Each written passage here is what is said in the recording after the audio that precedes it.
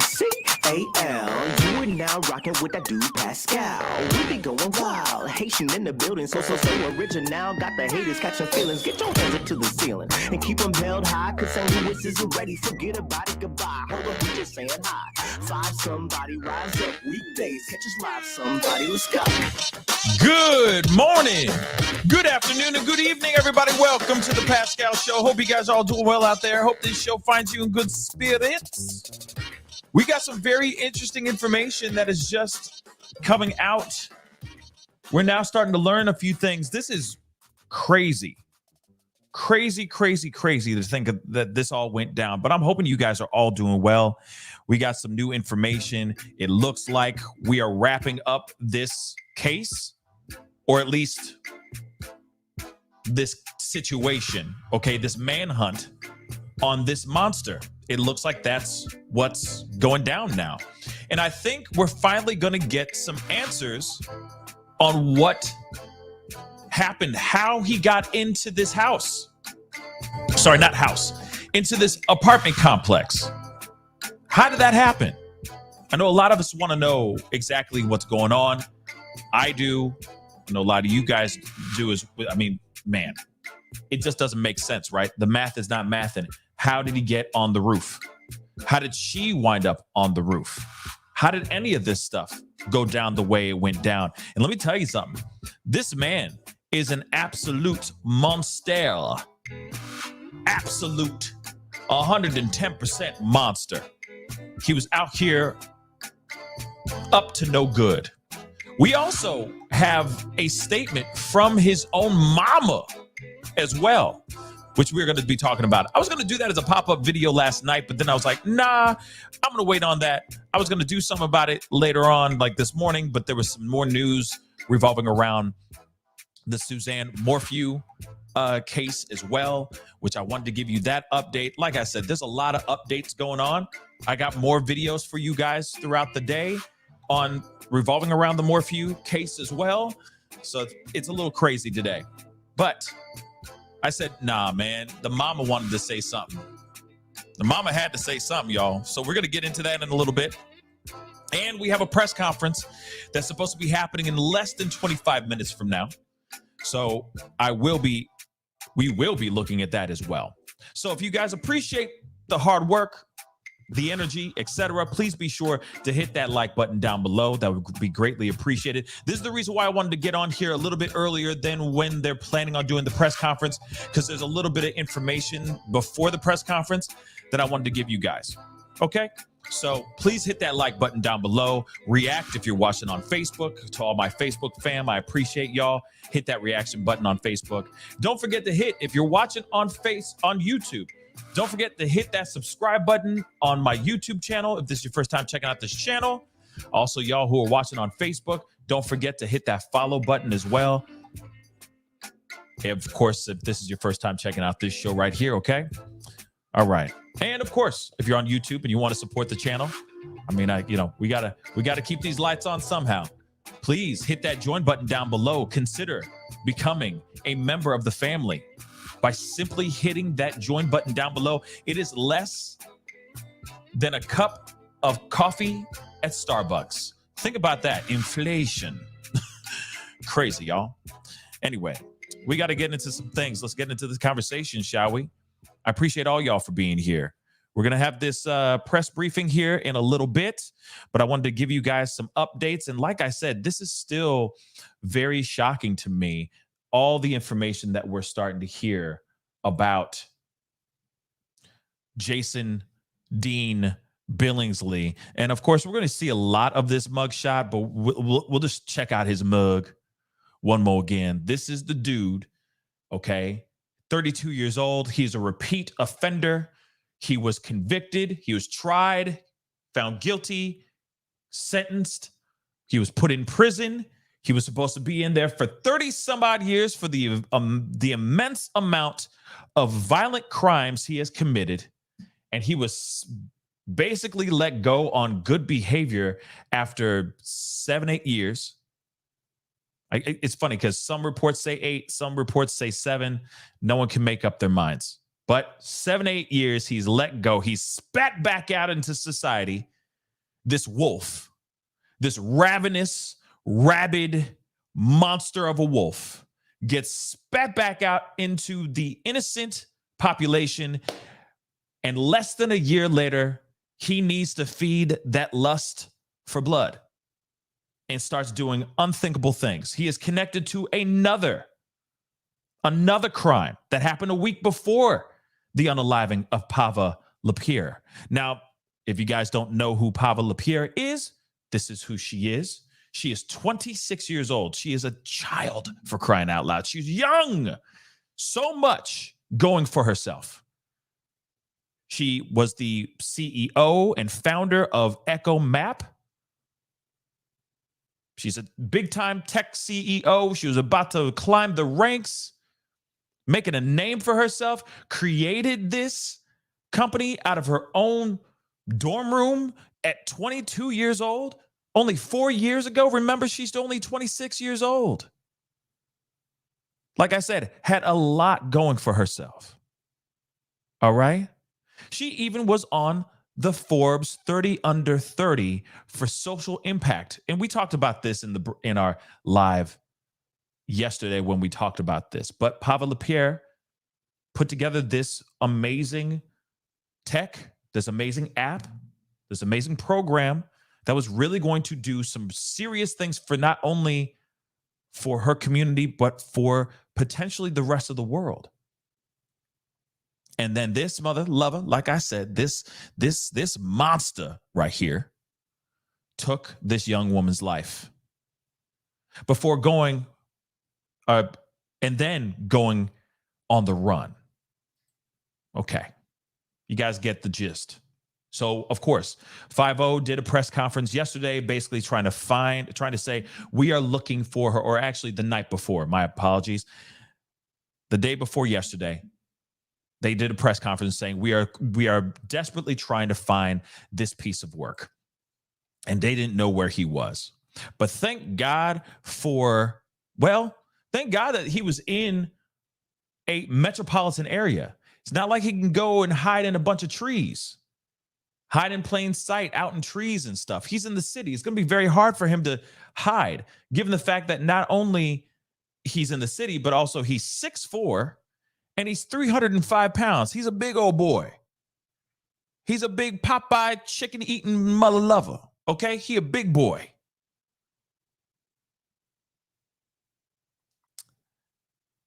And now, allegedly, they have the suspect in custody now, which is fantastic news. I'm just going to do this because I just feel like it, but I'm happy about that.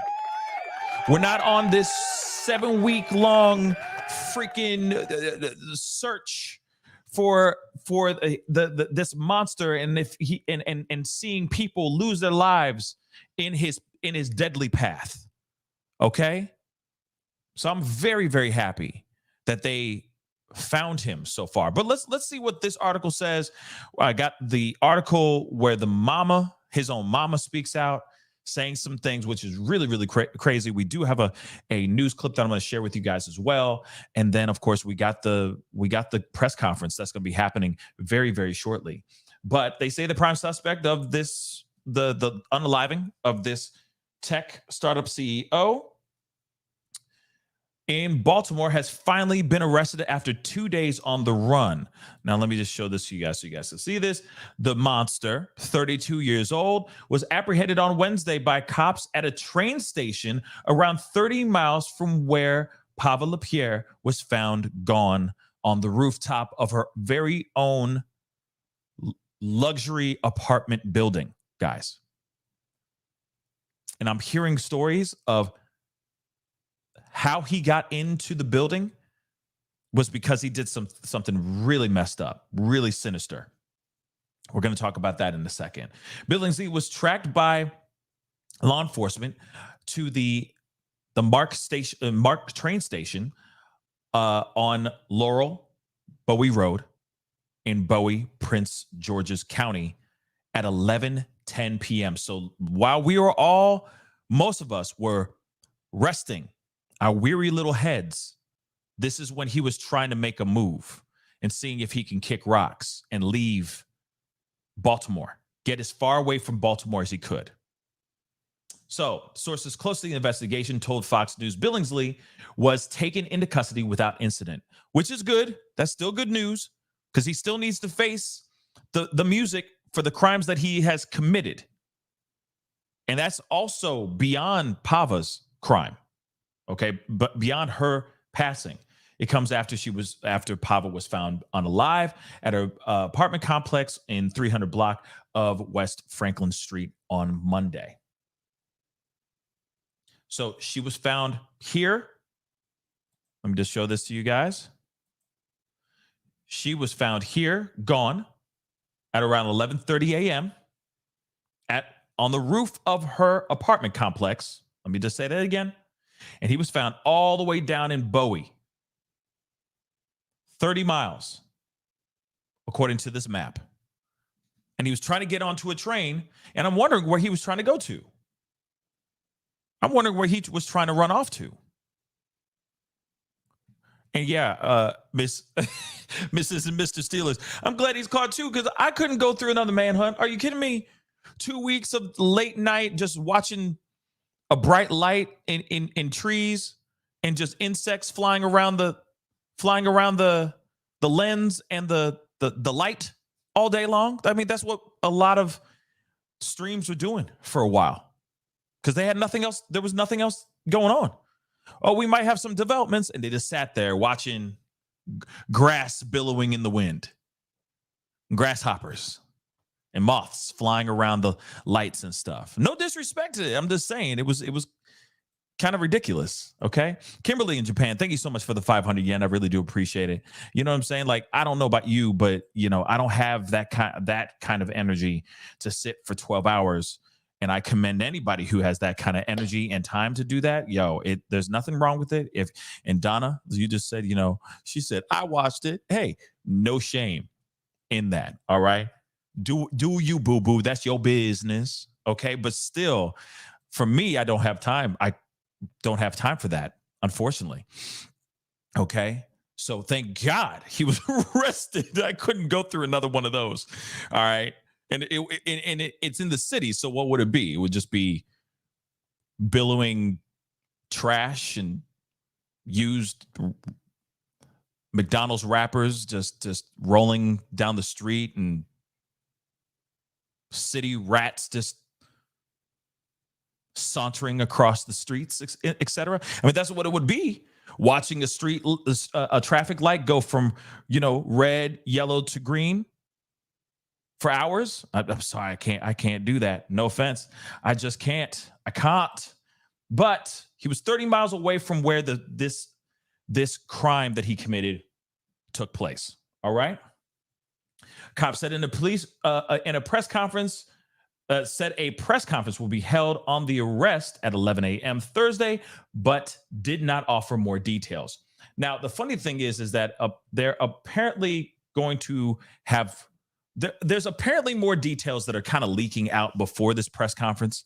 And they're saying something along the lines of how he was able to kind of get his way in. Hold on, guys.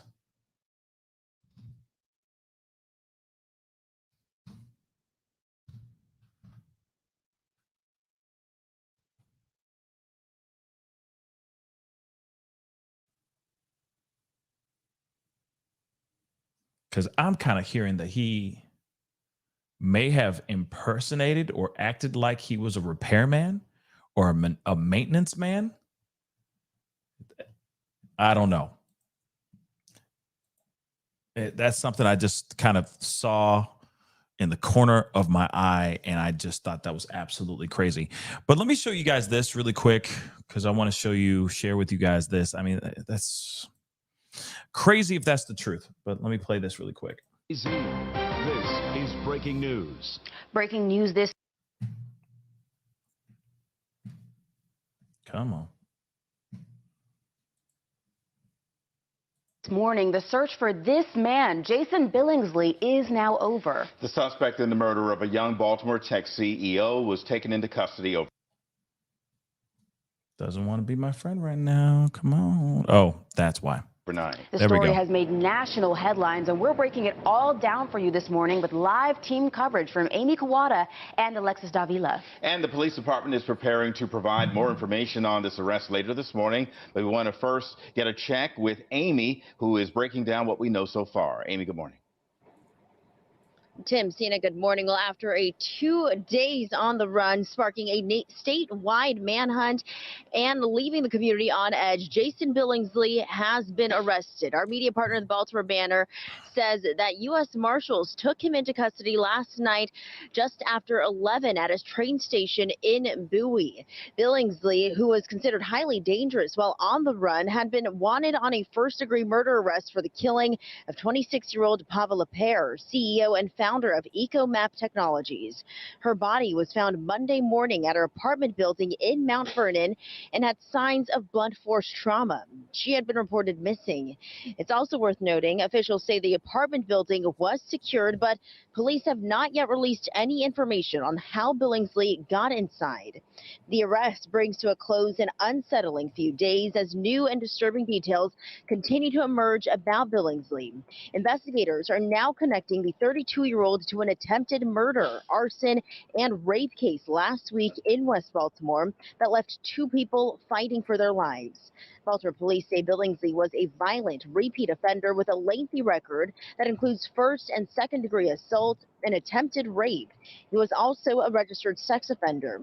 While Billingsley was still on the run, his mother, Scarlett, was among those urging him to turn himself in. I can't understand what happened that he would do something like that. And again, later this morning at 11, we're expecting to hear from the acting police commissioner, the mayor, and city state's attorney as they announce the arrest of Jason Billingsley.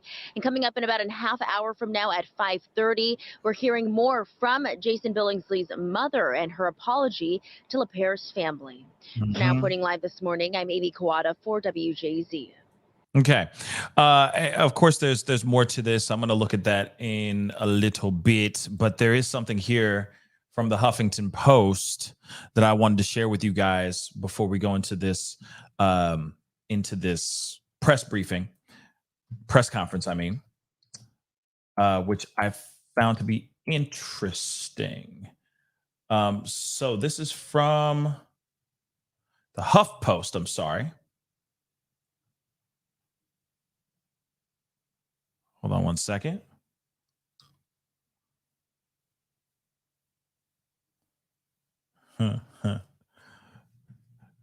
S baby, yeah. Thank you for being a member for the past 2 months. But bye Freedom bye him guilty as hell. Guilty as hell. All right, S baby. But hold on one second, guys. I'm trying to make sure I have it here.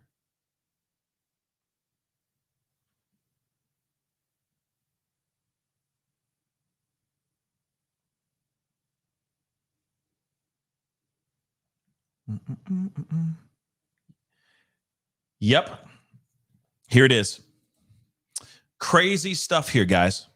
This is nuts. And Mimi, thank you so much. Thank you. Yes, get those likes up, please, and thank you. All right. I know that there's a lot of other people who are covering this story right now as we speak, but if you're here, please drop a like. That would be greatly appreciated. Don't forget to hit that subscribe button as well. All right. But this is something I found very interesting. This part right here. There could be a reason. There could very well be a reason on why. On how he was able to get into the apartment complex. It may not have been a Tinder date. Okay. It may not have been her being forced to let him in going through the security front desk area. He may have done something else even more sinister. Take a look at this. Now, you remember about what I was telling you about the situation that happened the week prior, the crimes that he committed to these 2 individuals that are still fighting for their lives in the hospital right now as we speak, and a 5-year-old that, thank God, was unharmed physically, but had to be treated for smoke inhalation. But one of the things that they said, all right, is that the couple was allegedly ambushed by an armed man posing as a maintenance worker who kicked in their front door and then handcuffed and duct taped them. So what are the chances of him walking into that building, into that apartment building, and him saying, hey, I'm here to fix the light bulbs, whatever it may be. And the security guard going, okay, yeah, go ahead. Go on ahead, enjoy. Go on and fix that light bulb, son. We'll see you when it's over. Only to find out that he actually was walking in there to do something sinister. And then he may have ran into Pava, or maybe just not opened the door. God only knows. We don't know the rest of that part. But at the same time, think about it. He was dressed as a maintenance worker. Dressed as a maintenance worker, y'all. That's insane. Now, real quick, I want to show you guys this too. Mom, before we go into the press conference, which will happen in about 7 minutes from now, okay? Mom of Baltimore CEO, the murder suspect, speaks out as the search for the ex-con fugitive son heats up. Now, what's interesting about this, all right, is that, of course, she says she doesn't believe that she doesn't know if there's any relationship between Billingsley and LaPere. And of course, now if that is true that he was still wearing this maintenance man outfit, there's a good possibility he was able to walk through, hide in plain sight, where they're like, yeah, come on through. Yeah, I'm here to fix someone's electricity, whatever the hell it is. Here to fix the toilet, whatever it is. They said, yeah, come on through. Maybe didn't even ask for credentials or anything. They just waved him on through. And then, God forbid, these terrible things happen. But the mother did say this too. Scarlett Billingsley, all right, the suspect's mother, told NBC News that she's urging for her son to surrender, which he obviously did not. She said, I told him to turn himself in because they're going to unalive him. That's what I got to use these code words. I don't want police to shoot him because they think he has a gun. I don't know how he met that girl, where he met that girl, or how he got into her apartment. She also said that her son shown her a gun on Monday. And then, like never underestimate the power of denial. But real talk, you really think that this violent offender was going to literally sell the gun? He shows you a gun. He shows you a gun. He just got out of prison for violent crimes. He shows you a gun. And you do nothing about it. You're like, oh, yeah, he's about to sell that. He doesn't need some extra money. Do you realize that he is on probation? He's on parole. He's not supposed to have any possession of any type of firearms at all, or it's back in the slammer. So she just was cool with it. That was fine. I'm so sorry for what that mother is going through. I think she was referring to LaPere's mother. I'm very sorry if he did it. I want to know. I won't know until I see some evidence if he did it. Where is the truth at? Show me some evidence. That's what the mother said. Now, I know that her son, she had another son that lost their lives due to a shootout with police. So she is very concerned about the livelihood of her son. He has been brought in. He is still alive. But one of the things that's crazy is that he is a convicted felon. He is a repeat offender. He showed her a gun and nothing happened. And that's the other thing, showing her a gun. What did he go, chitty, chitty, bang, bang? Like, what did he do? Did he just kind of like do one of these things? Yo, I got a piece, whatever it is. But still, doesn't matter. Why didn't you say something? Why didn't you speak up? I mean, this ain't my kid, but at the same time, if this was my kid, oh my Lord. Come on, man. That math ain't mathing for me. Okay? The math just ain't mathing for me. Okay? But I just find that a little weird. By the weekend. Thank you, Tim. In just over an hour, Baltimore City police are set to have a new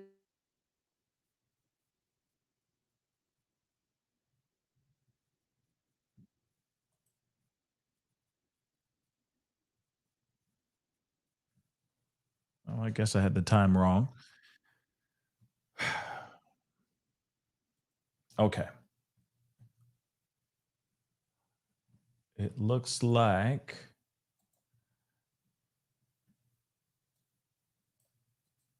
hold on one second, guys.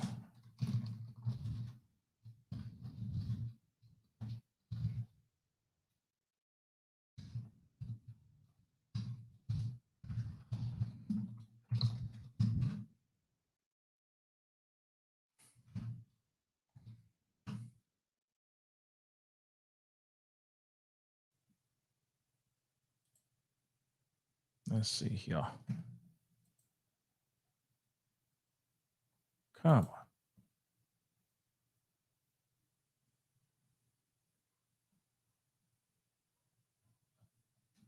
Yeah. So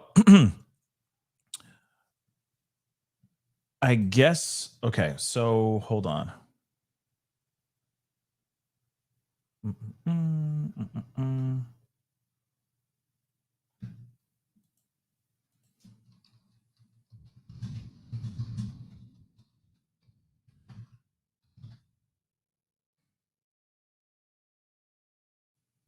Yeah, it's supposed to be happening any moment now. So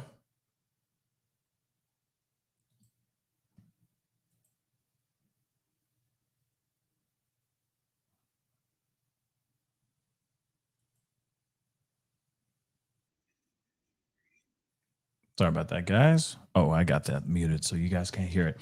So I'm just trying to pull up the video or the live so that we have it.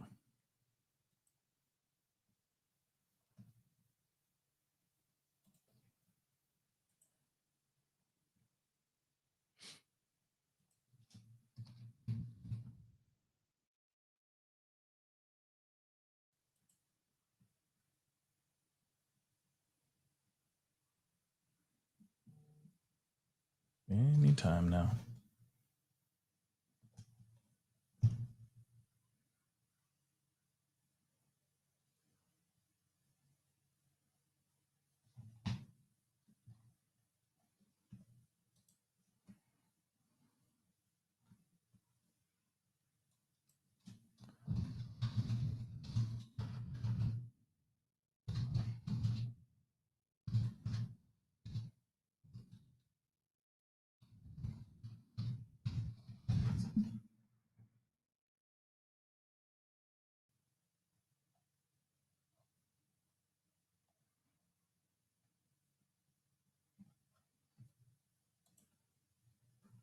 See, WJZ said that they were going to be broadcasting it, but so far,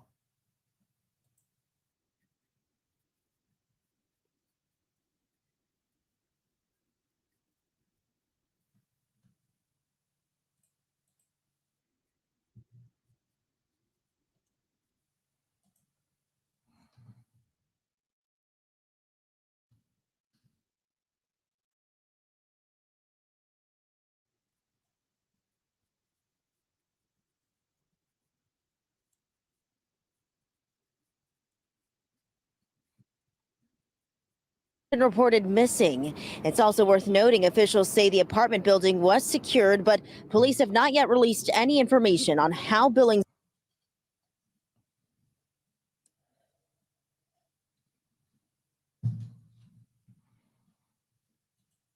got inside. The arrest brings to a close an unsettling few days as new and disturbing details continue to emerge about Billingsley.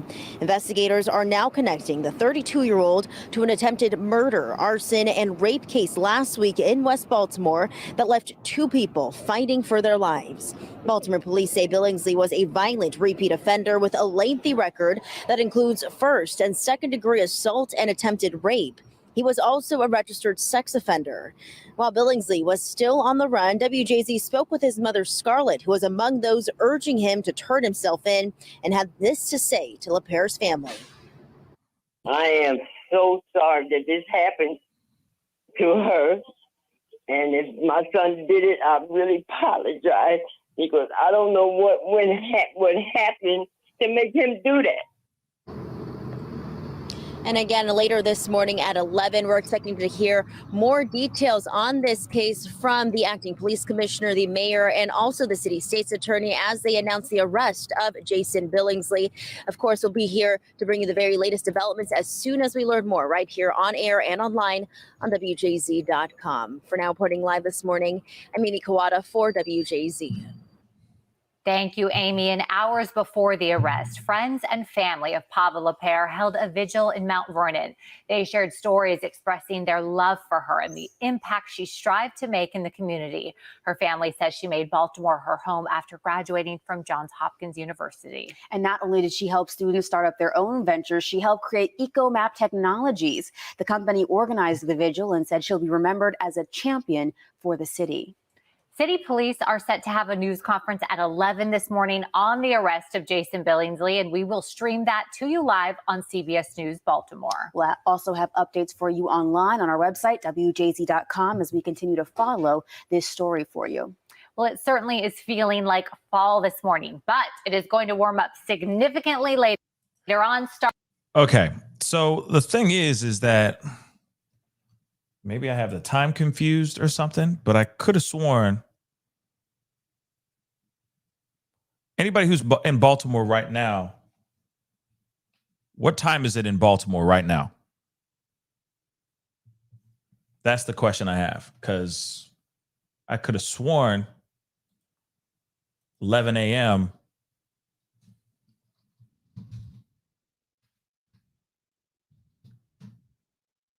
Yeah, it's supposed to be happening right now. And so far, I haven't seen, like, they haven't started it yet. They're saying happening any minute. Hold on, guys. I just want to show this to you guys. She was the definition of daddy's little girl. She had me wrapped.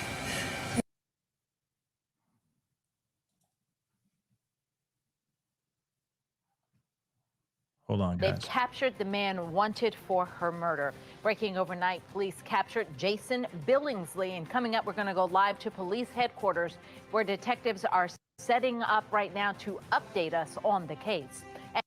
I guess they're still setting up. They are still setting up for the press briefing. Fox 45 News Midday starts now. Live from WBFF in Baltimore. Yes. This is Fox 45 Baltimore. So hold on, guys.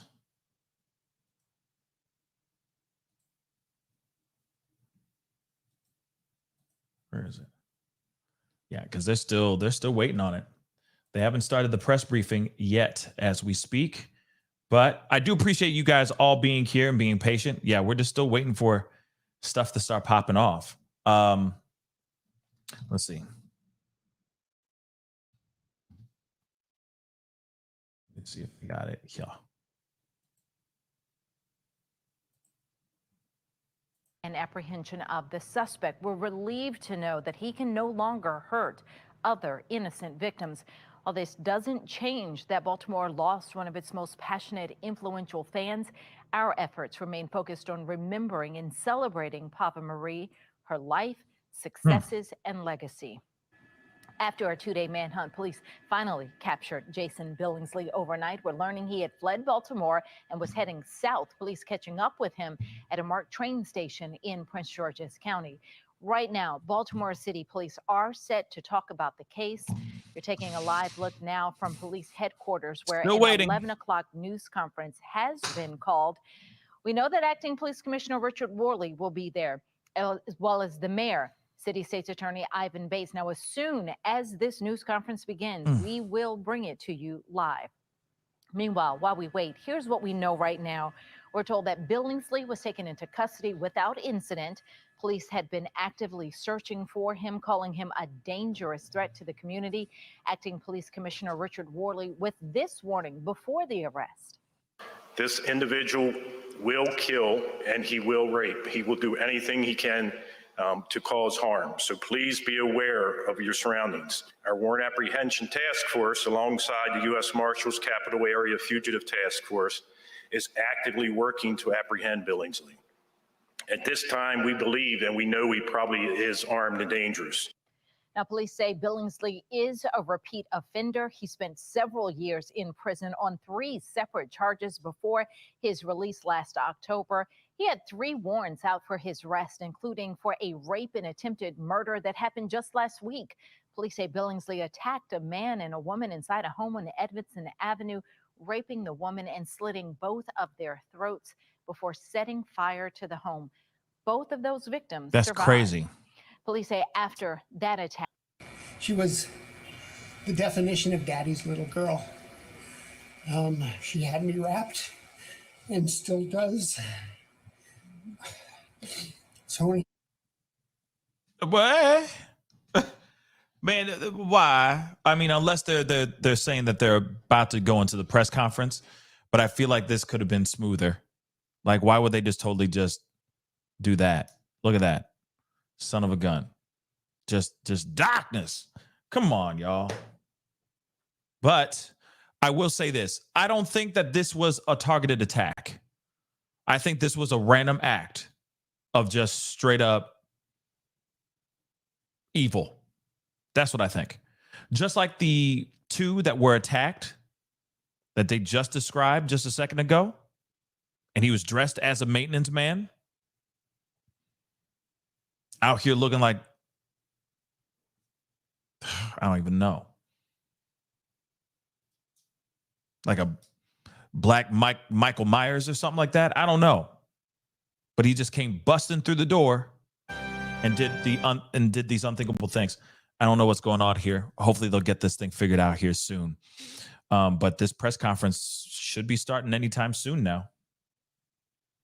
This press conference should be starting anytime soon. Yeah, they said it was supposed to be at 11 a.m., but you saw in that live, they were still kind of setting things up, getting things ready for this press conference.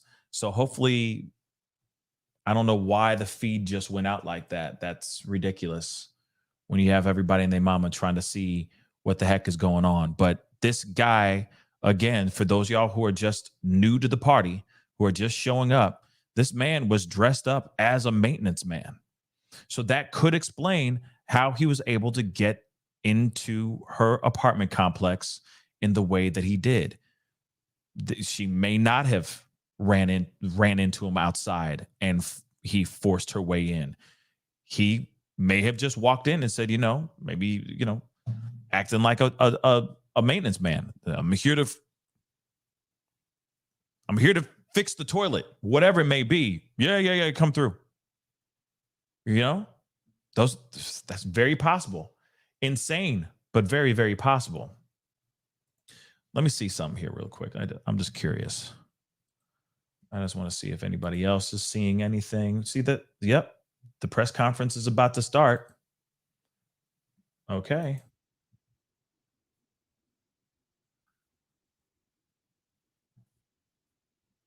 No one has died. Gombon had a prolific What career. the hell?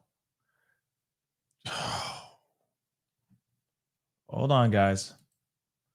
That is really, really annoying. That is so stupid.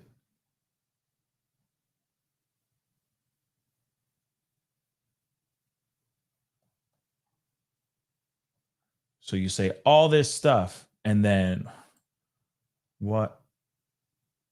Ridiculousness.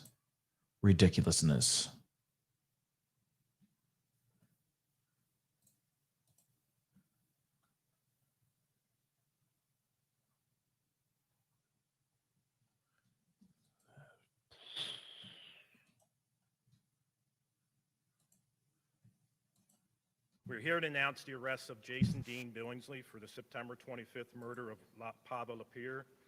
and the September 19th arson and rape incident on Edmondson Avenue. Billingsley was taken into custody in Bowie at approximately 11 o'clock last night by our warrant apprehension task force, U.S. Marshals, Capital Area Regional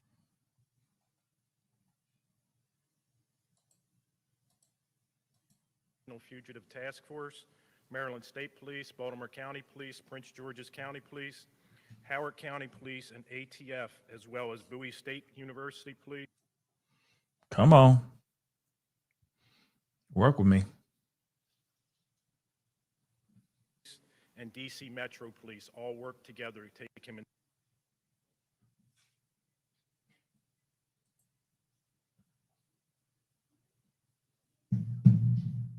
This is frustrating. Custody.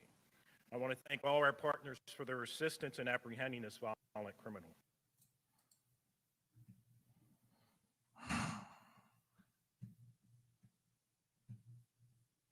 Through the tireless efforts of the men and women of the Baltimore Police Department and our local, state, and federal partners, we are able to capture this violent criminal without incident or further loss of life.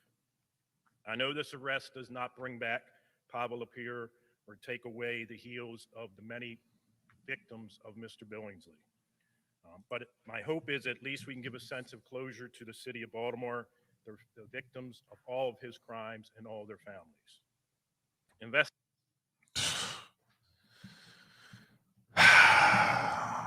Investigators continually and actively review all open cases since his release in October of 2022 to determine any connections that exist. We're going to put this individual, this violent criminal offender, repeat offender, back in jail where he belongs. Now let's all work together to make sure that he stays there. What I can confirm in reference to this incident and the reference to the incident on September 29th, right now all the indications are that this was not a random act of violence. We have information to believe that victims from Edmondson Avenue were targeted by the suspect. The suspect knew the victims, and he went into that location for a criminal reason. We know that the victim and suspect were known to each other. Additionally, we know that the suspect did not break into the building as he worked at that location. Through witness testimony and surveillance, we were able to develop the identity of the suspect, and a warrant was issued for him for Edmondson Avenue within hours. I can confirm that the warrant was a priority, and we brought in our law enforcement partners from the U.S. Marshals, as well as a flyer was distributed to every single officer in the Baltimore Police Departments. Our detectives, alongside our partners at the Marshals, were monitoring and surveilling to apprehend the suspect. This includes tracking his phone, looking at financial transactions, looking at social media, surveilling known addresses, speaking to multiple witnesses, and listening to his previous jail calls. Wow. This was targeted? What? Additionally, there were several instances in which we were able to track a close proximity of his location. However, he was still able to elude. As a matter of fact, we had the press conference the other day about Miss LaPere's death. We were delayed that press conference because we were within about 88 meters of capturing the suspect, but he was able to elude our capture. We knew early on that the risk was when we went public that the suspect would go underground, which is exactly what he did. As soon as the news conference happened the other day, he basically left the location where he was at. We did a search warrant at one location. He had just left because he saw the news conference. Wow. In reference to the homicide of Ms. LaPere, we are still processing all evidence to determine exactly what occurred. We do know that there was no forced entry in the apartment building, as this was a secured building. We don't know if there were any connections previously to Ms. LaPere or Mr. Billingsley. This is what we will continue to investigate, as well as the incident on Edmondson Avenue. I want to be very clear that in reference to both incidents and throughout these investigations, all information that was provided was based on preliminary details available at the time. Every BPD officer received notification of the warrant on September 20th, and they were aggressively trying to capture the individual and to locate his whereabouts and take him into custody. Since then, he has been continued to be our #1 priority until his capture last night. Our WATF task force, as well as the U.S. Marshals, started to track him on September 20th, and we tracked him all the way until we captured him yesterday.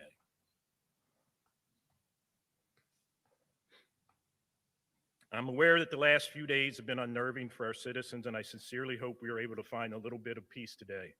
I ask that we continue to respect the privacy and safety and the families of the victims and witnesses at this time. Our priorities will always be the safety of our residents and apprehending those individuals responsible for those crimes. At this time, I will now hand it over to Chief Deputy Matthew Silverman, the U.S. This Marshal. is nuts. Yeah, Christ for Life. He did Thank say you, everybody, and good morning. My name is Matthew Silverman, and I have the distinct pleasure of serving you all as the Chief Deputy United States Marshal for the District of Maryland. First and foremost, I would like to express my condolences to the victims affected by this tragic situation. All the families, our thoughts and prayers go out to each one of you and the citizens of Baltimore. With that said, I would like to express my sincere appreciation for the work done by all of our criminal investigators, detectives, and police officers who serve on our Capital Area Regional Fugitive Task Force. These dedicated professionals worked around the clock to locate this and apprehend this violent fugitive. Because of their tireless efforts of the Baltimore City Police Department, the Maryland State Police, the Prince George's County Police Department, and our other federal and state partners, we were able to secure this individual without any further incidents. This arrest truly speaks to the power of our public interest and safety partnerships with each one of you. I thank everybody for all the continued support, and hopefully we don't have to be up here anytime soon to do another press conference. Thank you. Thank you so much. Good morning, everyone, and thank you all for being here. Thank you to all of our colleagues, my elected colleagues, Councilman Costello, Councilman Conway, of course, the fabulous people that did this work from both the marshals, the BPD, our homicide detectives, because we gave you all our word that we would not stop until we brought this individual in and that we exhausted every resource to make sure that we brought him in to keep our residents safe. It is very clear that this individual posed a substantial danger, that he had been non-compliant and was clearly violating the terms of his supervision after being released, and that alone should be enough to make sure that we keep him off the streets. This morning, I want to commend the excellent work of not just the VPD, the marshal. Come on now.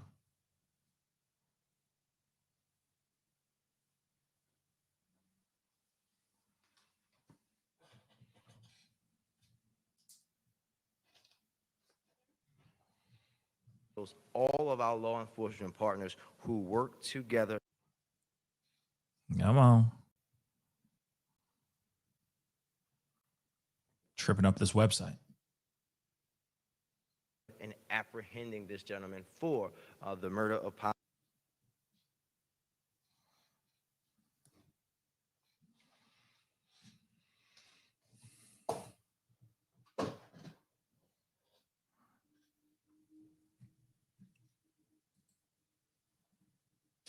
Thank you for continuing to do that wrapping around. Thank you for every tip that was sent in, every single notice that we got, because we all have to work together to do this and make Baltimore a safer city, just as this city does anytime we lose a federal Baltimorean. To BPD and our law enforcement partners, thank you for your dedication, your diligence, and your persistence in tracking this individual down before he could harm anyone else. I hope this sends a message to everybody else who likes to commit these kind of cowardly, horrendous acts to know that we will not tolerate it and we will pull you off of the streets of Baltimore. And with that, I will turn it over to our state's attorney. Good morning, and thank you, Mayor Scott. Again, this case will end up before my office. Therefore, I cannot discuss any of the facts. As our Constitution says, everybody's innocent until proven guilty in a court of law. However, I want to begin where all of our focus should remain, and that is with the victims of both cases and their families. My thoughts and prayers continue to be with them, even as we stand here to announce an arrest in this case. And my hope is that we have some measure of relief today, all the citizens of our area, knowing just how hard everybody has worked to ensure that the suspect has been apprehended. I want to extend my sincere gratitude and appreciation to the Baltimore City Police Department, Baltimore County Police Department, U.S. Marshals, Prince George's County Police Department. This website tripping up.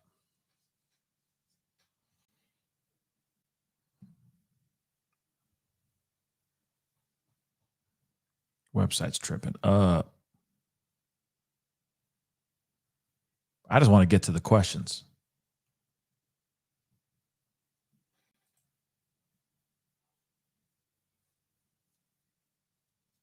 Warrant Apprehensive Task Force and everybody else within law enforcement that collaborated to make sure that this individual.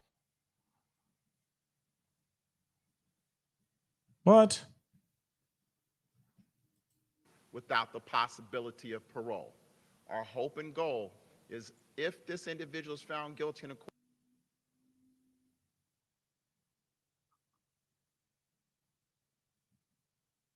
court of law, that this individual will never get out.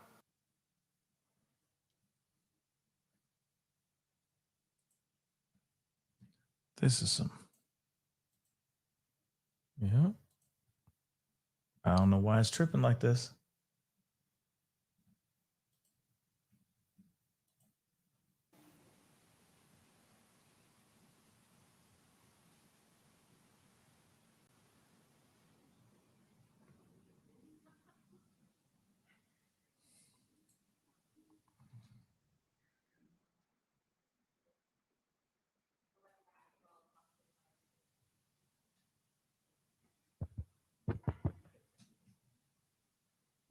Alexa Ashwell, Fox 45 News. This is a question. There you go. Questions. Worley and Mayor Brandon Scott. You said Billingsley was being tracked, yet he was still able to commit another violent, heinous act.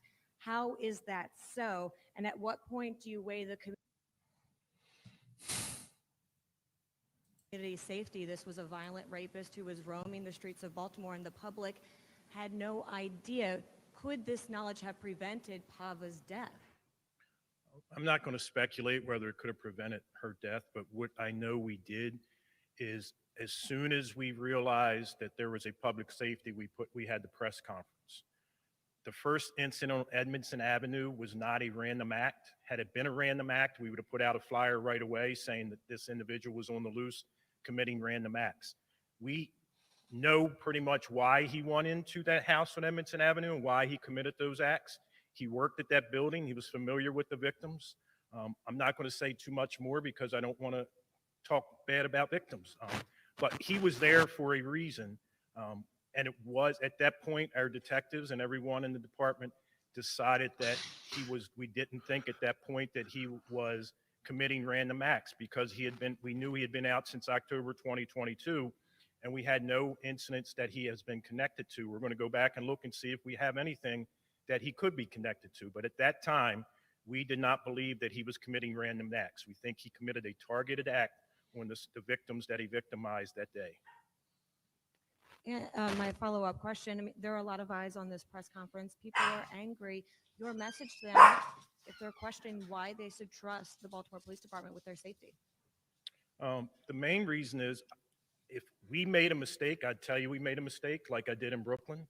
I don't think we made a mistake in this case. I think our detectives made the same decision we make every single time based on the facts and circumstances that we have. And as soon as we realized he had committed an act that seemed to be random, that we still don't know connections there yet, we put the flyer out. And just as we thought, as soon as he saw the flyer, he tried to elude capture and turned off all devices we were able to track him on. Yeah. And just to add, Alexa, to that, I think we have to understand that residents should trust the Baltimore Police Department in doing their work because they do that work each and every day. It was the Baltimore Police Department that did the work that led to the initial case that he was in prison for. And what the residents of Baltimore should be doing is questioning why he was let out and how that happened. And that's not on the police department. And they're the ones who are out here Good point. arresting folks for murder, taking record numbers of guns off the street, having a double-digit deficit in homicides, reducing that each and every day alongside our law enforcement partners. They are doing that work. But we know that we're talking about a system that we also have to deal with, because they didn't decide to let this sociopath back out on the streets of Baltimore. Mm-hmm. Yeah, HJ. Yeah. Phil Yakubuski from WBAM Fair News point. Radio. This question is for the commissioner. What were the circumstances surrounding his arrest late last night? Where in Bowie did he admit to it at that point? You said without incident. Did he have a weapon? Can you describe exactly what happened? Yeah, we got information that we knew where he was at, or we knew where he was going. PG County SWAT set up, and when he showed his face, they took him into custody without incident. There was, I can't comment on what happened after we interviewed him or if we recovered a weapon. Knowing what you know now, should you have put out a better photo of him earlier after the Edmondson Avenue incident?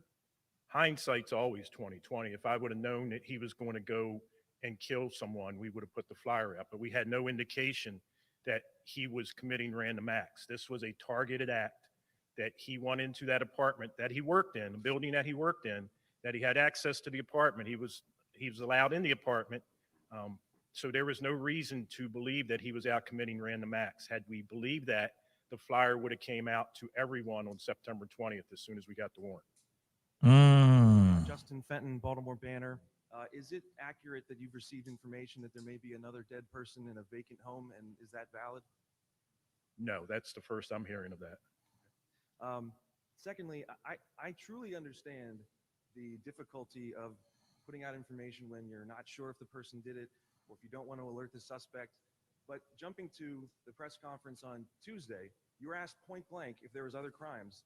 You did not answer that question. The mayor did not answer that question. You did not talk about the Edmondson Avenue incident, even though there was a warrant out, even though he was now on notice he was being looked for. Why was that incident? Why did you refuse to acknowledge and discuss that incident? I think I answered that earlier, because at that time we were tracking him. That's not what I'm asking. Once you put out a press conference saying you're looking for him for the murder in Mount Vernon, why didn't you acknowledge the incident on Edmondson Avenue where there was a warrant out for a week?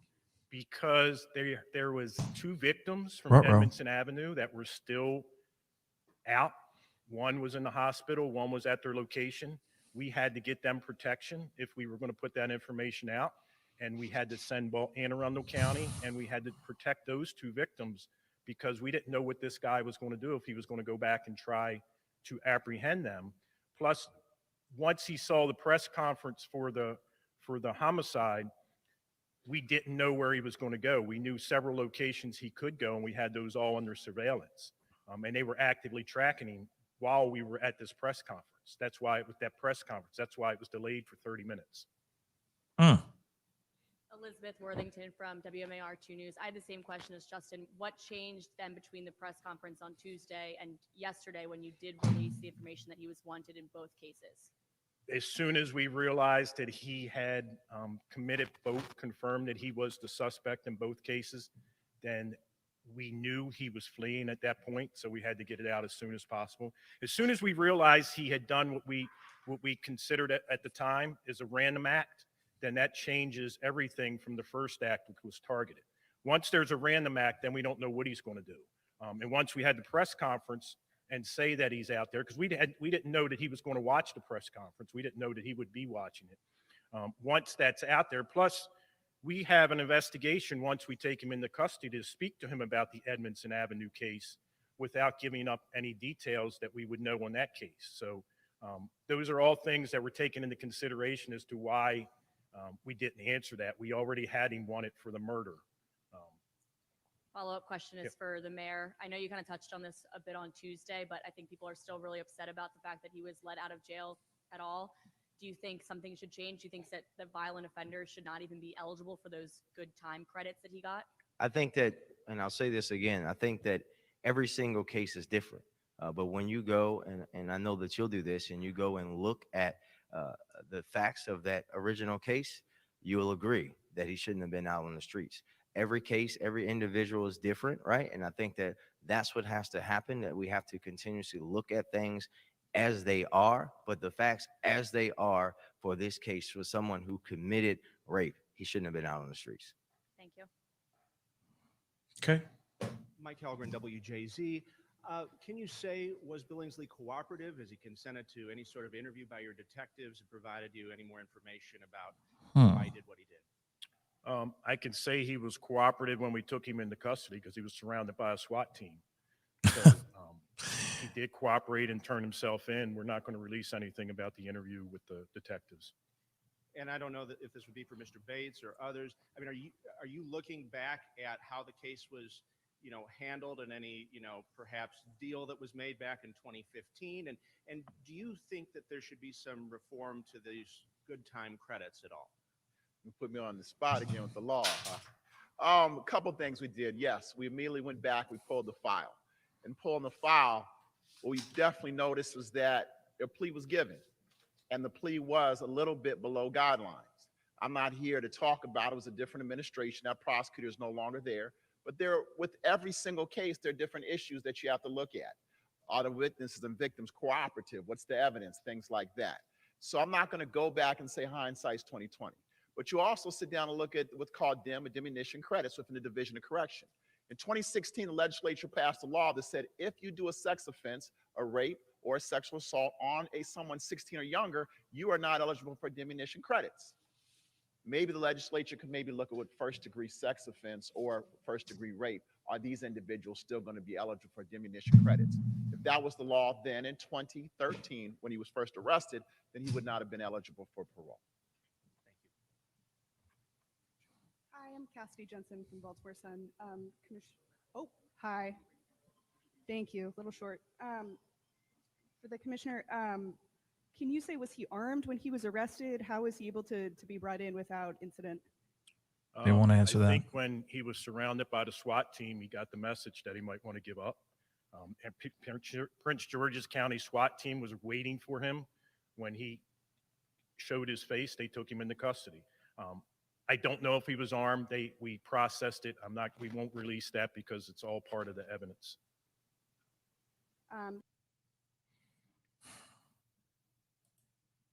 Come on. Sure. And then a question earlier about the protection for victims, and that was a reason why. When were they sort of given protection, and why weren't they given protection before that press conference? Well, one was in the hospital. We had no indication that he was going to go back after them. But once we would have put out that they were part of it and he knew that we were part of it, he could possibly go back and try to harm them and finish what he didn't on that day in Edmondson Avenue. So we had to make sure, because one of them doesn't live in the city and the other one was in the hospital. So we had to make sure that we were protecting them.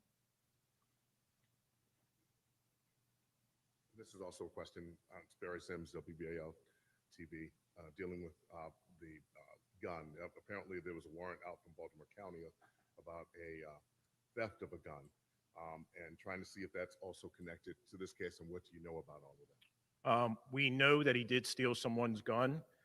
That was another reason that indicated that we needed to put that flyer out as well. I don't know if we got that before or after, but we knew that he had access to a gun, and he made several statements that he was going to be dangerous and maybe hard to take into custody, which ended up not being the case, but thankfully.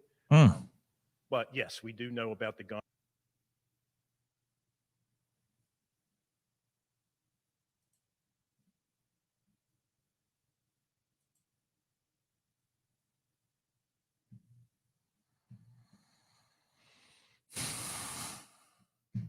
And there was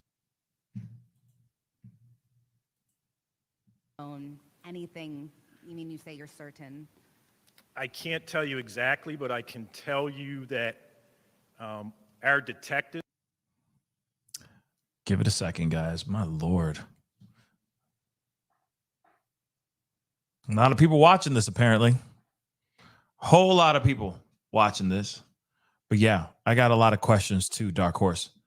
I got a lot of questions. The same detective happened to be on the scene of both cases.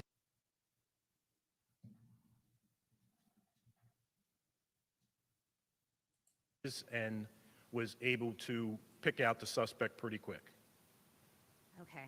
And just a follow-up. I'm slightly confused after the answer to WMAR's question. She had asked what, why you waited to announce the Edmondson Avenue, and you said you wanted to be certain about the suspect. So but you said earlier that you knew at the time of the last press conference that he was involved in both cases.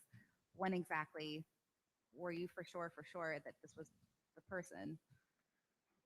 Probably not long before that press conference. We did the press conference.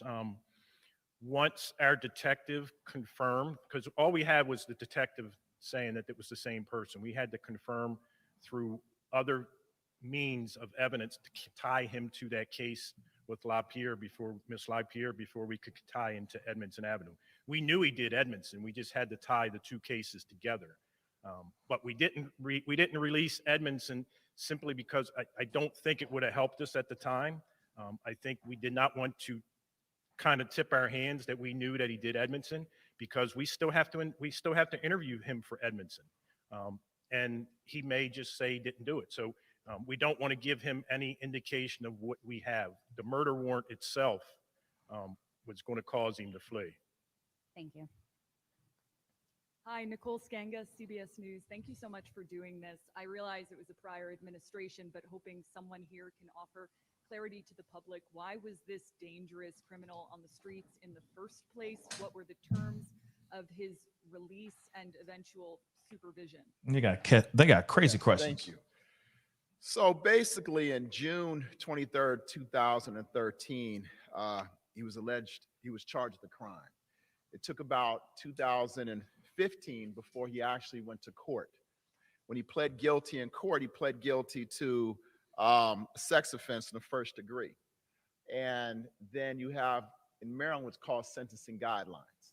His guidelines for that offense were about 15 years to 25 years. He received a sentence of 30 years, suspend all but 14 years, which meant that he would be incarcerated for 14 years. However, in the state of Maryland, you can earn what's called diminution credits. We get almost 30 days of good time for almost every day. For every month that you're in custody and you're not messing up. So he had what's called diminution credits. Therefore, he didn't need to be paroled. He did a little less than 2/3 of his sentence, and that's what the law allows. So when you look at it, it was more or less the systematic, to me, failure in terms of what happened, because when you look at this, the plea bargain was a little bit below guidelines, but it was a different administration. I don't know all the issues within the particular case. You can maybe have a victim who doesn't want to testify. It's very difficult when you do sex offense cases because you may or may not have the DNA. There are a number of different issues. I wasn't a prosecutor, so we don't have that information.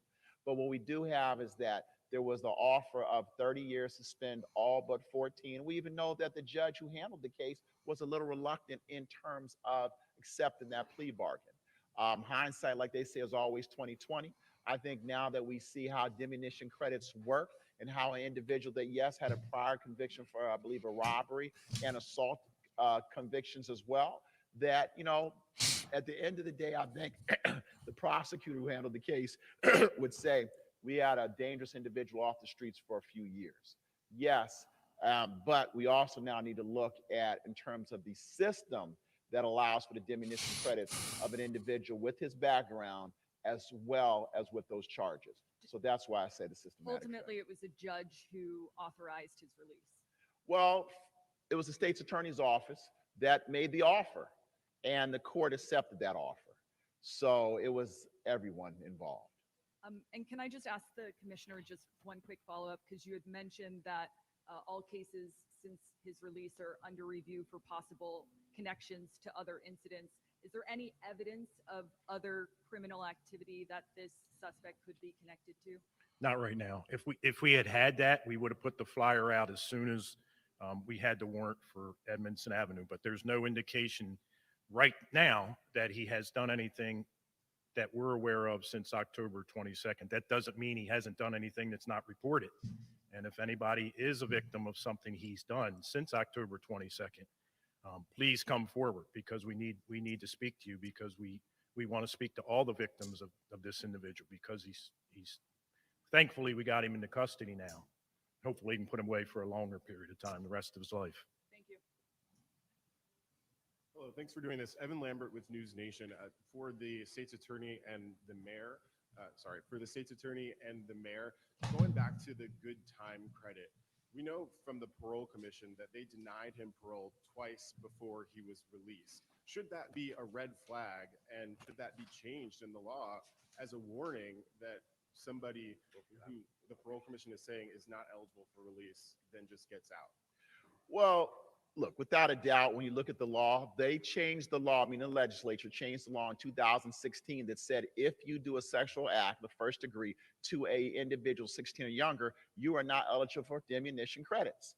I would ask, and I would love to see that law looked at again in terms of all sexual acts, whether in the first degree, whether it's rape or sexual assault. So to answer your question, I'm not a member of the legislature, but I do think that's something that we should all look at because it helps to keep our public a little more safe.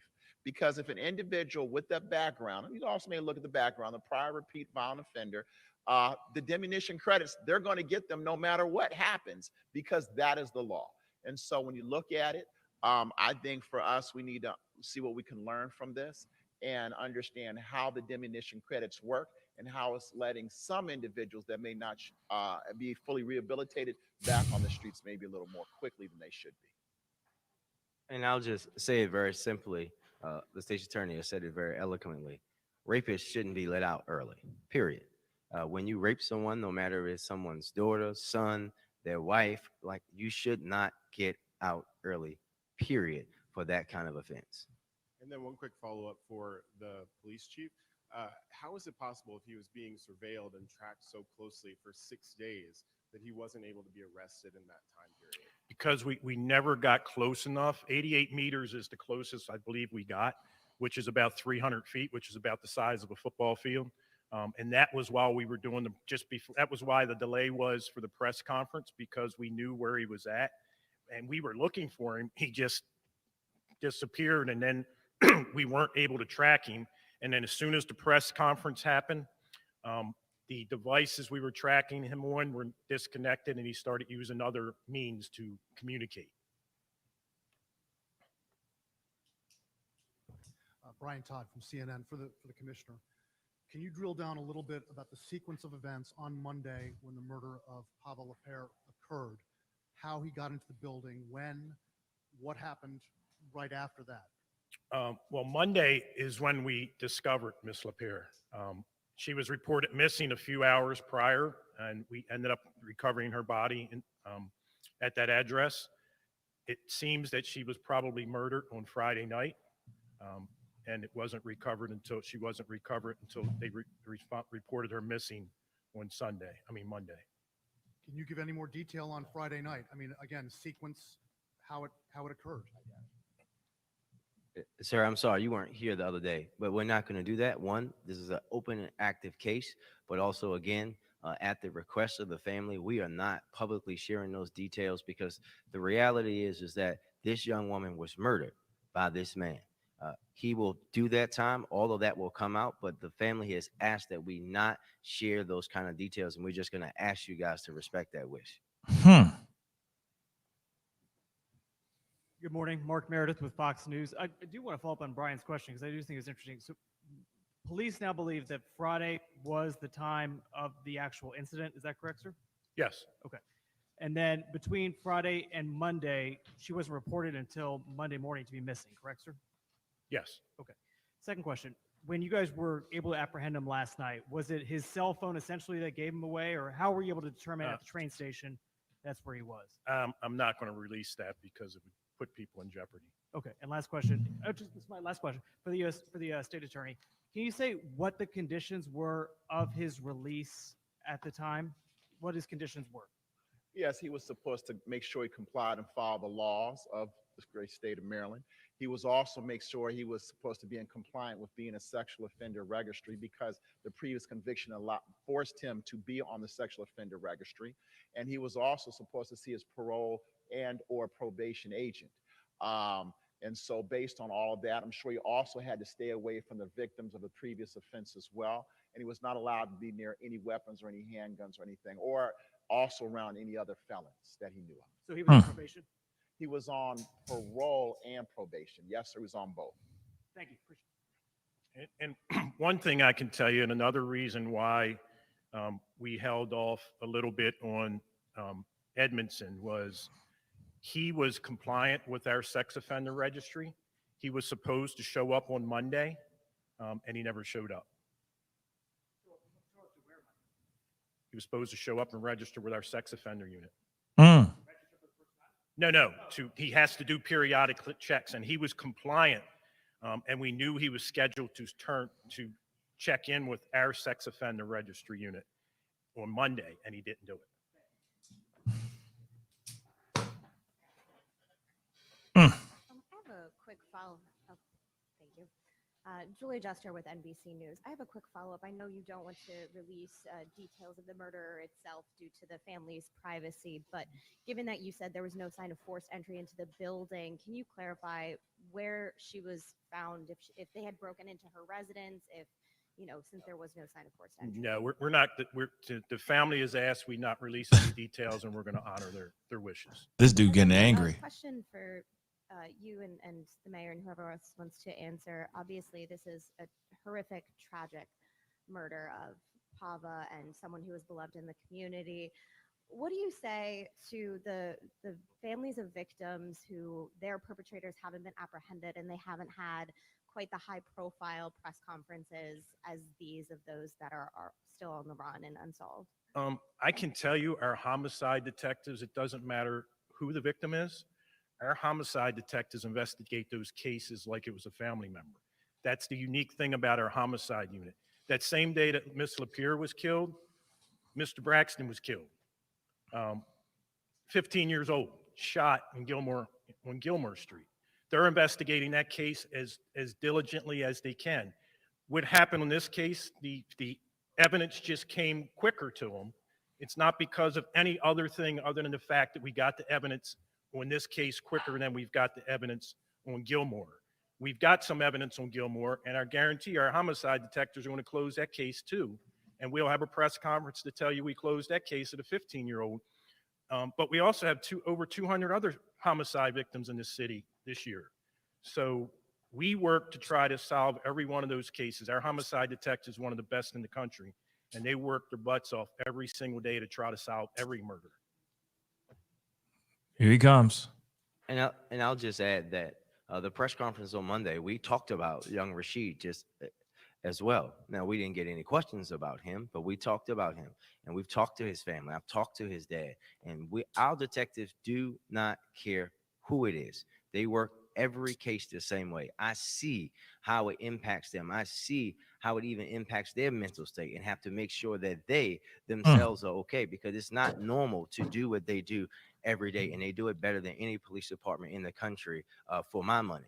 And we're going to continue to make sure that every single family that goes through something like this gets that same treatment. But we also have to continue to push all of us in the community to make sure when we know who is shot and killed and murdered someone else's family member, that we let somebody know and treat it just like it was our own family. And I want to correct, I'm sorry, it was the 15-year-old is Rashid Maxwell, not Braxton. I apologize. Maxwell. What? Why did they do that? Why did they do that? Wasn't even done yet.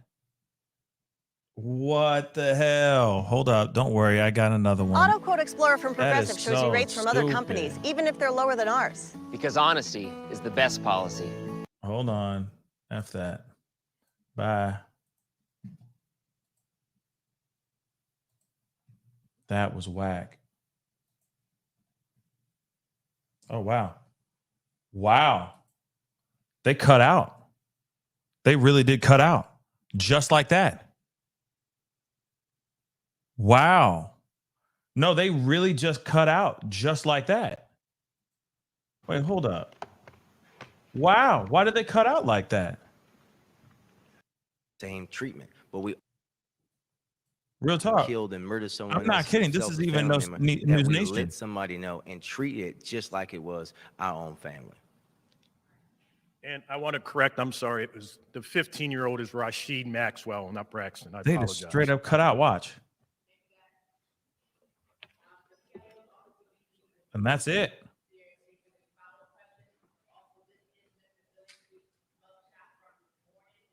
Wow, that's it. They just it was a wrap, son. They said bye.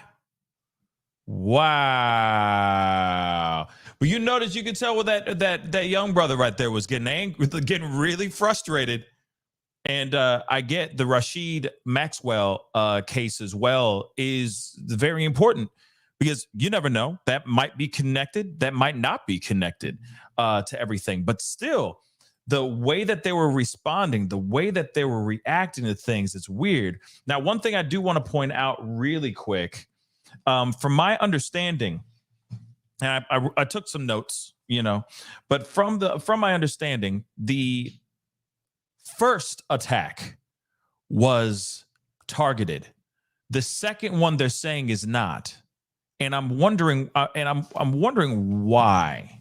I'm really wondering why they think that hers wasn't targeted, but theirs was. Now they're saying that there could have there's a connection to it. I guess he worked in the building where the attack happened and the first attack happened. But wow, like I said, wow, they just stopped everything. They just stopped everything, y'all. Hold on, let me just see. Yeah, it's just crazy. They stopped everything. That was hella fast. But I want to share a little bit of the beginning because the beginning was when we got really choppy and everything. But they explain again. I want to hear it again for my own ears. This piece.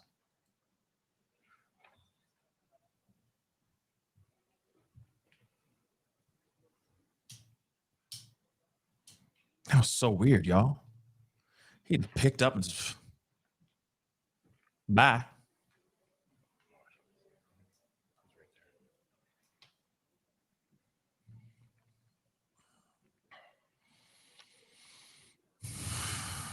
That was whack, y'all. That was hella whack.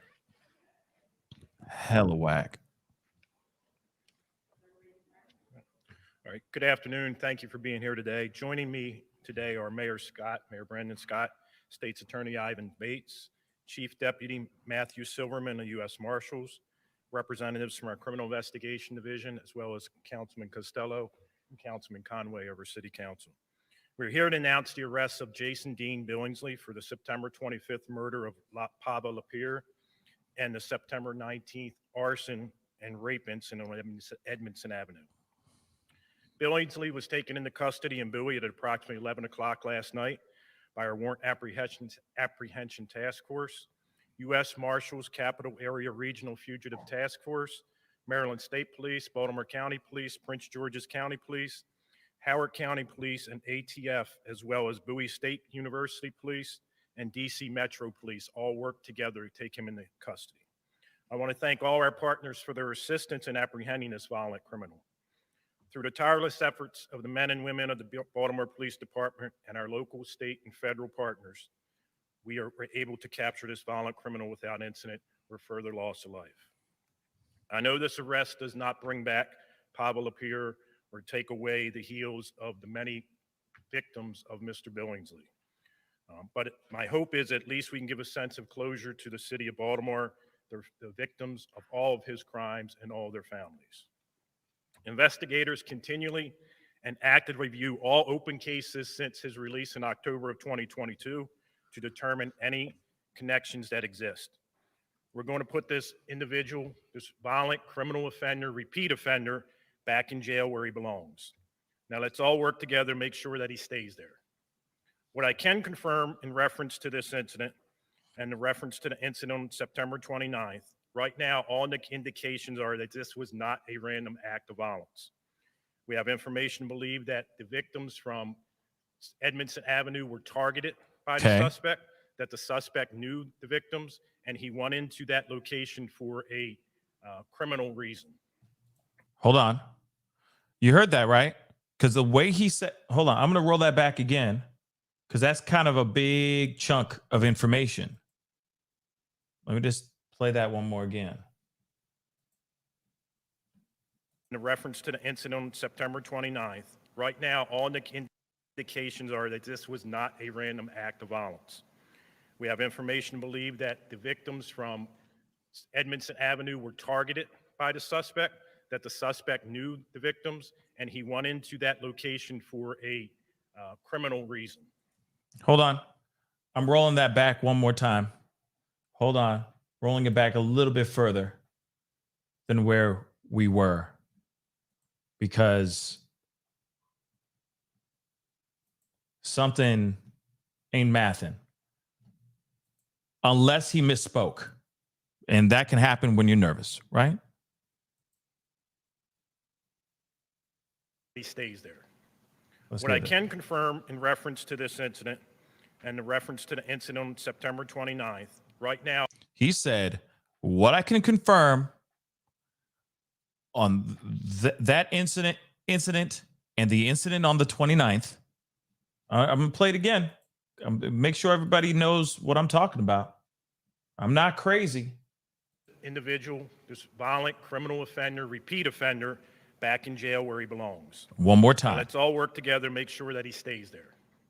What I can confirm in reference to this incident and the reference to the incident on September 29th, right now, Both all of them. indications are that this was not a random act of violence. Do you hear that?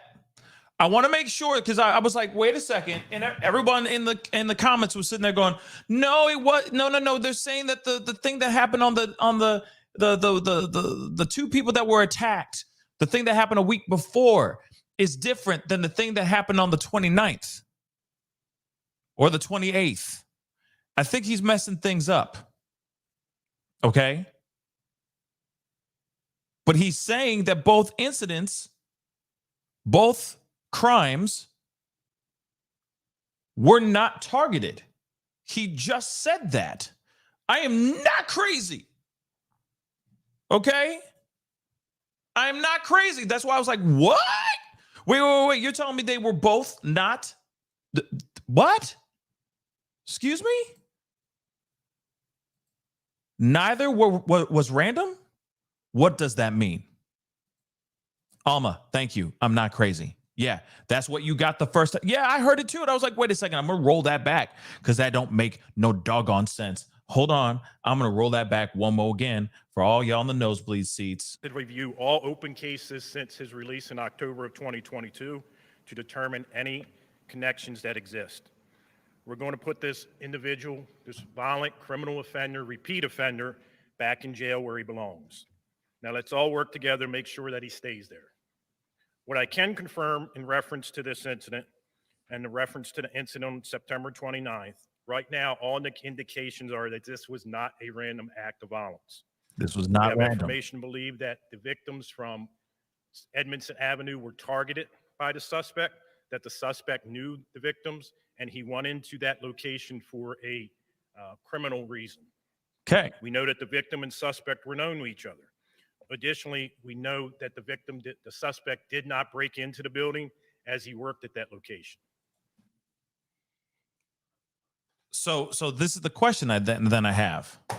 All right, because you hear the way he's saying it, it sounds like there's a lot of like he's hopping through things, but it's not random. So whatever happened to Pava, unless he's misspeaking here, which gives him a lot of room to sit here later on and go, oh, I misspoke. What I meant was the first one was targeted. The second one was not, right?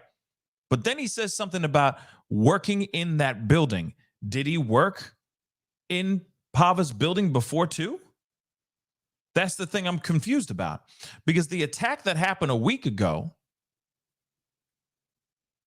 he's talking about that, and he's talking about this incident as well. The Pava's incident and unaliving as well. You see what I'm saying? Yeah, Detra, it does sound like this cop seems a bit confused with what he's saying, which now people are all going to be scratching their heads going, wait a second. This means that he did, you feel me? And then that's the other problem too, Nicole. See? Yeah, I can't tell which building he's talking about. Which one is he referring to? Did he used to work at Pava's building? Or did he used to work at the other two victims' building that he attacked a week before? You see what I'm saying? But it sounds to me like both of them, or all three people, all three victims, were targeted. But let's continue. Like I said, it's just so weird. And yes, Bivy, I was gonna say, isn't the other family living in a townhouse? They lived in not an apartment complex. They lived in, you know what I'm saying? So I'm like, that doesn't make sense. So then he used to work at the apartment building? Pava's apartment building? Bro, that's not good. That's no bueno. I'm going to play a little bit more of this, but like I said, I wanted to make sure that was clarified, because I'm like, okay, did I hear him wrong? Did I hear him correctly? Am I on crack? Clearly I'm not. So that's good news. Through witness testimony and surveillance, we were able to develop the identity of the suspect, and a warrant was issued for him for Edmondson Avenue within hours. I can confirm that the warrant was a priority, and we brought in our law enforcement partners from U.S. Marshals, as well as a flyer was distributed to every single officer in the Baltimore Police Departments. Our detectives, alongside our partners at the Marshals, were monitoring and surveilling to apprehend the suspect. This includes tracking his phone, looking at financial transactions, looking at social media, surveilling known addresses, speaking to multiple witnesses, and listening to his previous jail calls. Previous jail calls. Wait a second. Monitoring and listening to his previous jail calls. What kind of calls was he having? You see what I'm saying? Like all the surveillance that they did on his cell phone, et cetera, because he did have a cell phone, apparently. I mean, you got to remember, he was out for a little less than a year. So that's plenty of time to obtain a cheap little cell phone of some sort, or a nice cell phone, doesn't matter, but he still had a cell phone. So they were surveilling his correspondence that he had on his cell phone. They were also listening to his phone calls that he had while he was in prison. So what is going on here? And then the other thing is, notice that they're not, and I'm not trying to sprinkle conspiracy theories or anything, okay? I'm not. Because I know it's really easy when it comes to tech CEOs to turn this into some crazy conspiracy theory, something deeper. He was involved in crypto and all that BS. Nah, time out. I'm not trying to sprinkle conspiracy theories into this, but if you notice though, because it did happen, it's not crazy town, okay? With what I'm about to say, they were not willing to tell us details on how she was found. Her situation, how he was able to get to her. The other thing too, I'm going to say this too. There are plenty of apartments in the apartment building that she lived in. Why was she the one that he focused on? And again, if the reports are true in which her remains, in regards to where her remains were found, that's a bit odd too. If her remains were found at the very, very top, on the rooftop of an apartment building, it does make you wonder, sup, what happened here? But notice, they're not willing to talk about it. The family doesn't even want to talk about it. They don't want that information out. All they're saying right now, at least in the beginning of this press conference, is that it was targeted. It was not an act of random violence.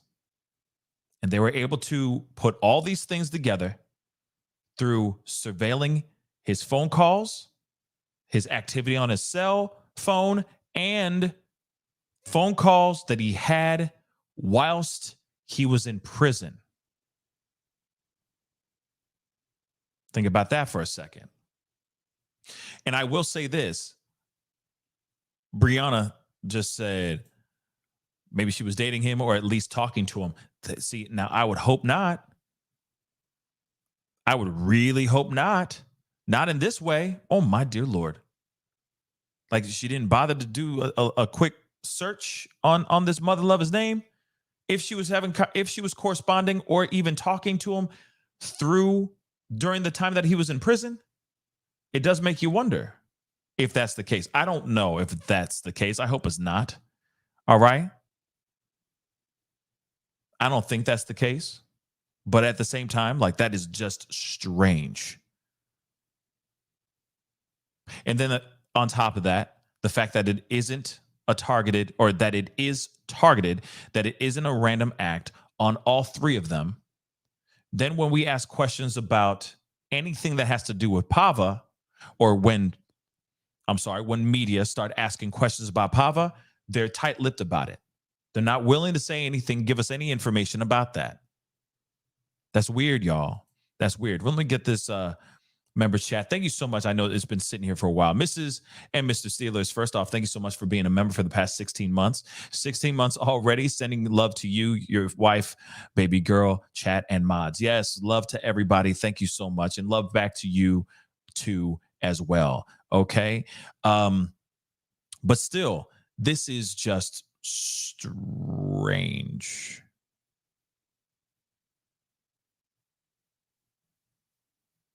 It's just strange. Lil Patty said, sounds to me they trying to cover their own butts. Maybe they are. But then again, maybe they're not. Maybe the parents didn't really want to know. I don't know, y'all. Okay, like I said, this is now going into speculation, and I'm just gonna say it. But maybe the family don't want them to know that she liked the thug. Maybe it was that. But then again, maybe it was not. He could have, if he worked at that building, let's not forget that piece. If he worked at that building, there's a good possibility. I mean, I don't know how long she lived in that building for, though. That's the other question, too. How long did she live in that building for? Because he's been locked up for 7 years. So why would he go into that building knowing that, you see what I'm saying? It feels odd. Unless he was currently working at that building. Like he was currently an employee at that actual building. Then that would make sense about the targeting, because he could have maybe seen her around, became fixated, and had a strange and messed up obsession over her, and then did exactly what he did. But if he was currently or was a previous employee of that place, he could have crossed paths with her during that time and sprouted an obsession right then and there. And then that's when, bang, he goes and does this unthinkable thing.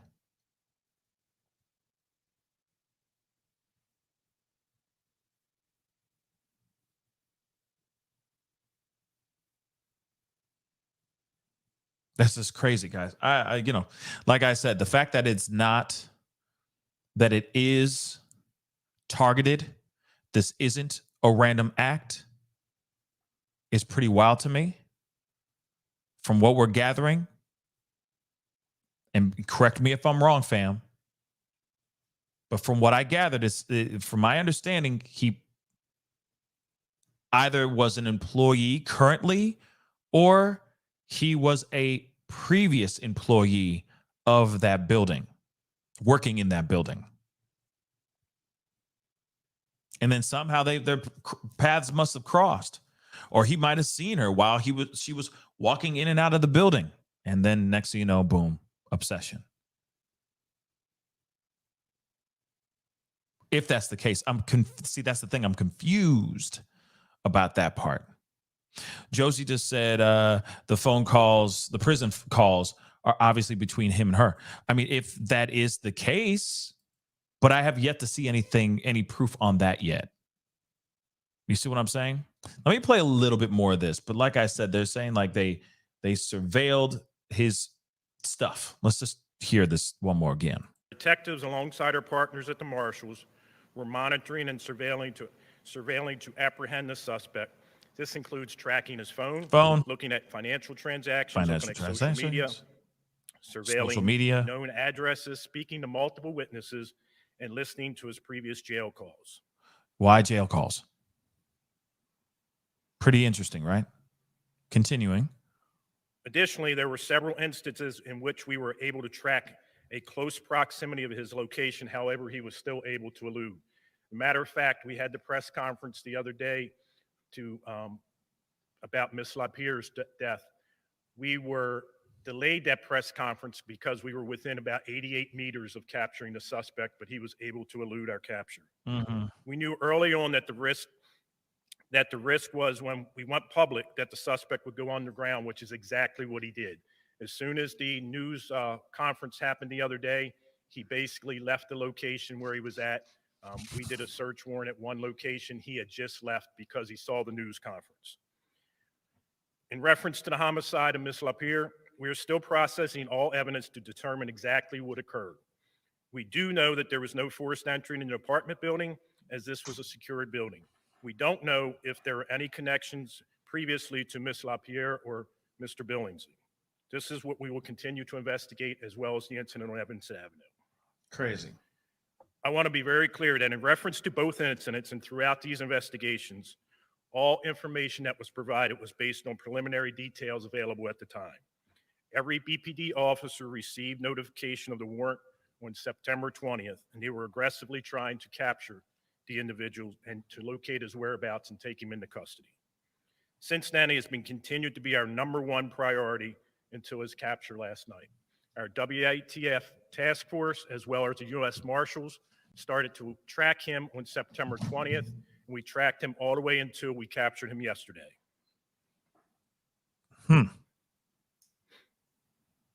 I'm aware that the last few days have been unnerving for our citizens, and I sincerely hope we are able to find a little bit of peace today. I ask that we continue to respect the privacy and safety and the families of the victims and witnesses at this time. Our priorities will always be the safety of our residents and apprehending those individuals responsible for those crimes. At this time, I will now hand it over to Chief Deputy Matthew Silverman of U.S. Marshals. Okay, let's see what they got to say really quick. Thank you, everybody, and good morning. My name is Matthew Silverman, and Real quick, as you hear, they are saying that they surveilled everything that they could get their hands on. Financial transactions, his cell phone, his social media accounts, and prison phone calls. Again, for me, I'm going, why prison phone calls? Why? But they are sitting here saying, we still do not know the connection between the two, between Pava and this monster. They have not confirmed that, nor have they even said it. In fact, I think they do know, but they're not willing to say it because out of respect of the family's wishes. That's what I think. If there was correspondence or conversations that they had together, both Pava and Jason, or the monster, they're not going to say it. Not in this press briefing. But let's continue. I have the distinct pleasure of serving you all as the Chief Deputy United States Marshal for the District of Maryland. First and foremost, I would like to express my condolences to the victims affected by this tragic situation. All the families, our thoughts and prayers go out to each one of you and the citizens of Baltimore. With that said, I would like to express my sincere appreciation for the work done by all of our criminal investigators, detectives, and police officers who serve on our Capital Area Regional Fugitive Task Force. These dedicated professionals worked around the clock to locate this and apprehend this violent fugitive. Because of their tireless efforts of the Baltimore City Police Department, the Maryland State Police, the Prince George's County Police Department, and our other federal and state partners, we were able to secure this individual without any further incidents. This arrest truly speaks to the power of our public interest and safety partnerships with each one of you. I thank everybody for all the continued support, and hopefully we don't have to be up here anytime soon to do another press conference. Thank you. And then I feel like the rest is kind of like cover up, cover up, cover up, cover on asses, covering our asses, covering our asses, blah, blah, blah. But as you guys can hear, this is crazy. And I don't know if we're ever going to get the full truth.